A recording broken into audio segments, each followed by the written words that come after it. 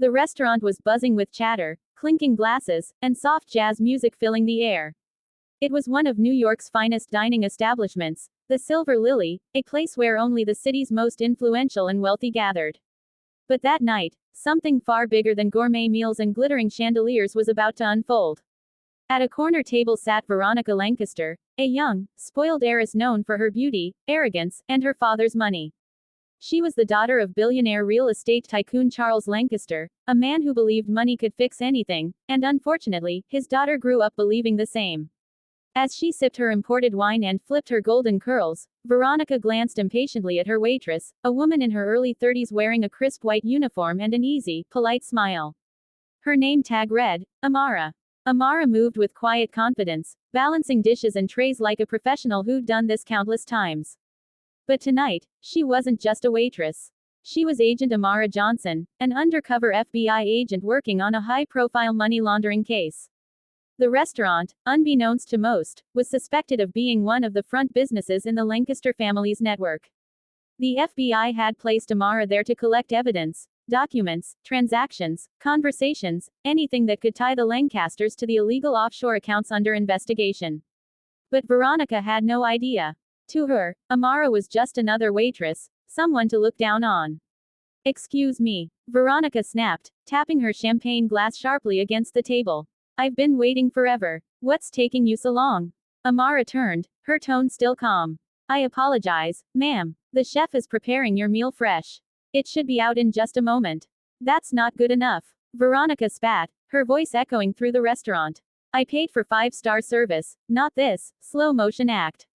Other diners began to look over. Amara simply nodded politely and continued serving nearby tables. But that only enraged Veronica more. "You think ignoring me makes you look smart? You're just a waitress. Do your job faster." Amara exhaled quietly, keeping her composure. "I understand your frustration, ma'am. I'll check with the kitchen again." But as Amara turned away, Veronica stood abruptly and, before anyone could react, slapped her across the face. The entire restaurant went silent. Forks froze midair. The live music stopped. The sound of that slap hung in the air like thunder. Amara didn't flinch. She simply turned back, her eyes steady, calm, but sharp enough to make Veronica hesitate for a moment. "You just made a very big mistake," Amara said quietly. Veronica sneered. "Oh please. What are you going to do? Cry? You people should learn your place." That last comment made even her friends at the table gasp. "Veronica," one of them whispered, "maybe you should."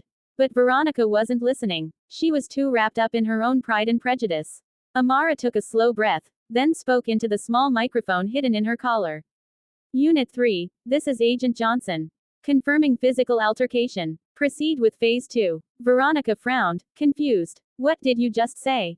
Within seconds, the restaurant's main doors burst open. 4 FBI agents in suits entered, flashing badges. The manager froze, and the diners watched in shock as the lead agent announced, "FBI." "Nobody move." Veronica's smug expression vanished. What is this?" she stammered. Amara reached into her apron and pulled out a badge, holding it up so everyone could see. "Special Agent Amara Johnson, Federal Bureau of Investigation."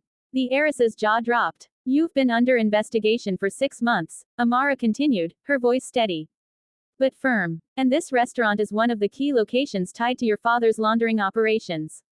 Veronica's hands trembled. "That's impossible. My father. He owns this place." "Exactly," Amara replied. "And you just handed me the final piece of evidence I needed." "What are you talking about?" Amara gestured subtly toward a nearby table where Veronica's purse lay open. Inside was a flash drive, one she had foolishly bragged about earlier in the evening, saying it held her father's secret deals.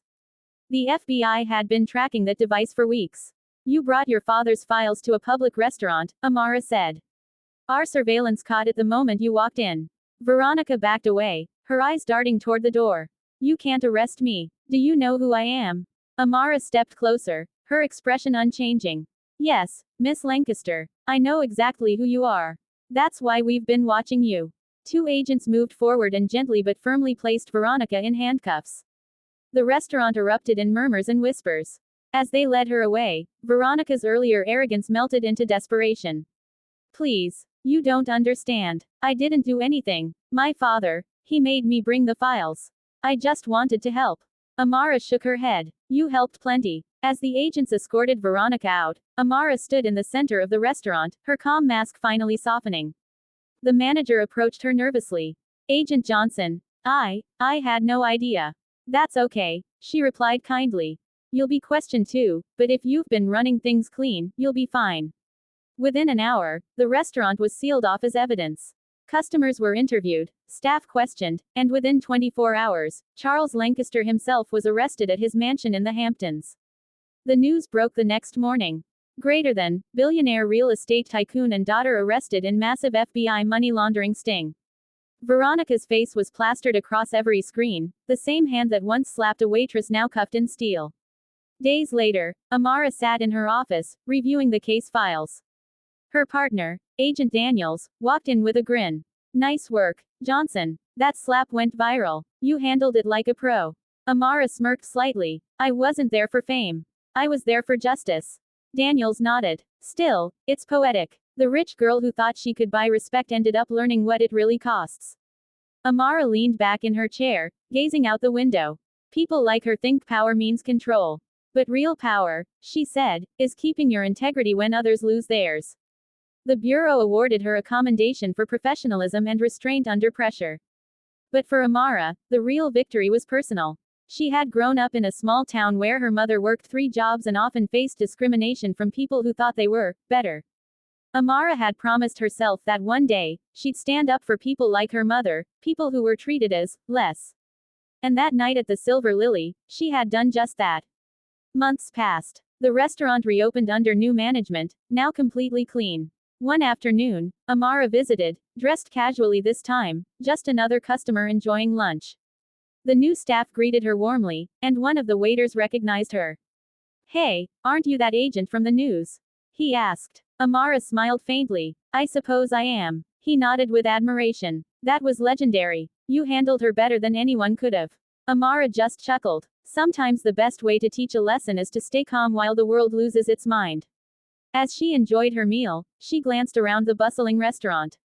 Laughter, music, and kindness filled the air. It felt lighter now, like justice had truly cleared the space. Across the city, meanwhile, Veronica Lancaster sat in a courtroom beside her father.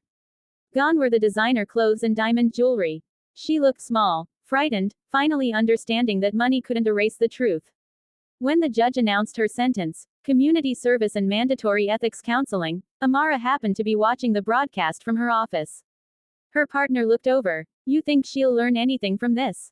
Amara shrugged softly. Maybe. Sometimes people have to lose everything before they see what really matters. He nodded. And if she doesn't, then the world will keep teaching her until she does. Amara turned back to her computer, closing the Lancaster file. Another case closed. Another victory for justice. But more than that, it was proof that dignity doesn't wear a uniform, and respect can't be bought. Because that night, in a restaurant filled with privilege and pride, a slap meant to humiliate instead exposed corruption. And the woman who stood tall through it all wasn't just a waitress, she was a symbol of strength, grace, and quiet power. In the end, Veronica Lancaster learned that it's not wealth or name that defines a person, but how they treat others when they think no one's watching. And Amara Johnson, she walked away with her head high, knowing she'd done her duty, not just as an agent, but as a human being who proved that justice always serves best when it's calm, steady, and unshakably fair.